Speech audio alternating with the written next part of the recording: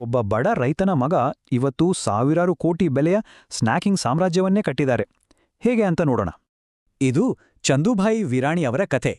ಕಷ್ಟದಿಂದ ಶುರುವಾದ ಈ ಪಯಣ ಒಂದು ದೊಡ್ಡ ಕನಸನ್ನು ಬೆನ್ನಟ್ಟಿಕೊಂಡು ಹೋಯಿತು. ಕತೆ ಶುರುವಾಗೋದು ಗುಜರಾತ್ನ ದುಂದೋರಾಜಿ ಅನ್ನೋ ಹಳ್ಳಿಯಲ್ಲಿ. ಭೀಕರ ಬರಗಾಲಕ್ಕೆ ವಿರಾಣಿ ಕುಟುಂಬ ಅಕ್ಷರಶಃ ಬೀದಿಗೆ ಬಿತ್ತು.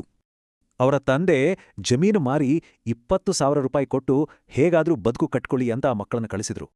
ಆದ್ರೆ ರಾಜ್ಕೋಟ್ಗೆ ಬಂದಿದ್ದ ಈ ಸಹೋದರರಿಗೆ ಮೊದಲನೇದಾಗಿ ಸಿಕ್ಕಿದ್ದು ಮೋಸ. ಗೊಬ್ಬರ ಬಿಸ್ನೆಸ್ಸಲ್ಲಿ ಇಡೀ ಹಣ ಹೋಯ್ತು. ಕೈಯಲ್ಲಿ ದುಡ್ಡಿಲ್ಲದೆ ಚಂದೂಬಾಯಿ ಒಂದು ಸಿನಿಮಾ ಥಿಯೇಟರ್ನ ಕ್ಯಾಂಟೀನ್ನಲ್ಲಿ ಕೆಲ್ಸಕ್ಕೆ ಸೇರಿದ್ರು. ಸಂಬಳ ತಿಂಗಳಿಗೆ ಕೇವಲ 90 ರೂಪಾಯಿ.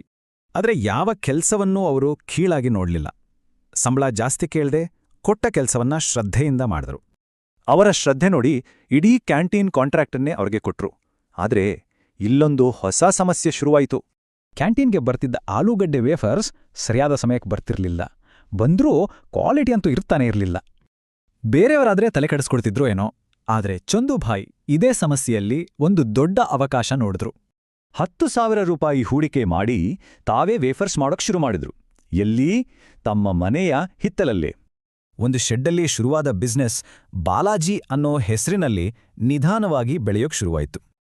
ಫ್ಯಾಕ್ಟ್ರಿಯ ಮಷೀನ್ ಕೆಟ್ಟು ನಿಂತಾಗ ಇಂಜಿನಿಯರ್ಗಳನ್ನ ಕರೆಯೋಕೆ ದುಡ್ಡಿರ್ಲಿಲ್ಲ. ಸೊ ತಾವೇ ಅದನ್ನ ರಿಪೇರ್ ಮಾಡೋಕೆ ಕಲ್ತ್ರು. ಈ ಭಕ್ತಿಗೆ ನಿಜವಾದ ಪರೀಕ್ಷೆ ಎದುರಾಯ್ತು. ದೊಡ್ಡ ದೊಡ್ಡ ಕಂಪನಿಗಳು ಬಾಲಾಜಿಯನ್ನ ಕೊಳ್ಳೋಕೆ ಬಂದ್ರು. ಆದ್ರೆ ಇವರು ಒಪ್ಪಲೇ ಇಲ್ಲ. ಅವರ ಯಶಸ್ಸಿನ ಸೀಕ್ರೆಟ್ ಬಾಲಾಜಿ ವೇ. ಇಲ್ಲಿ ಸೇಲ್ಸ್ ಮುಖ್ಯ ಅಲ್ಲ, ಸೇವೆ. ಗ್ರಾಹಕರೇ ನಮ್ಮನ್ನ ಹುಡುಕೊಂಡು ಬರಬೇಕು ಅನ್ನೋದು. ಇದರ ರಿಸಲ್ಟ್ ನೋಡಿ. ಪಶ್ಚಿಮ ಭಾರತದಲ್ಲಿ ಲೇಸ್, ಹಲ್ದಿರಾಮ್ಸ್ನಂತಹ ಬ್ರ್ಯಾಂಡ್ಗಳನ್ನೇ ಹಿಂದಿಕ್ಕಿ ಬಾಲಾಜಿ ನಂಬರ್ 1 ಆಯ್ತು. ಅದೆಷ್ಟೋ ಬಿಸ್ನೆಸ್ಗಳನ್ನ ಮುಳುಗಿಸೋ ಕೌಟುಂಬಿಕ ಜಗಳ ಇವರತ್ರ ಸುಳಿಲೇ ಇಲ್ಲ. ಒಗ್ಗಟ್ಟೆ ಇವರ ನಿಜವಾದ ಬಲ.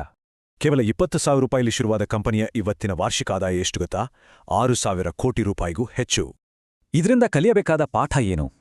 ನಿಧಾನ ಮತ್ತು ಸ್ಥಿರವಾದ ಓಟ ರೇಸ್ ಗೆಲ್ಲುತ್ತೆ ಅನ್ನೋದು ಅಲ್ವಾ? ಇವತ್ತಿನ ಈ ಸ್ಟಾರ್ಟಪ್ ಯುಗದಲ್ಲಿ ತಾಳ್ಮೆಯಿಂದ ಕಟ್ಟಿದ ಈ ಸಾಮ್ರಾಜ್ಯದ ಕತೆ ಒಂದು ದೊಡ್ಡ ಪಾಠ.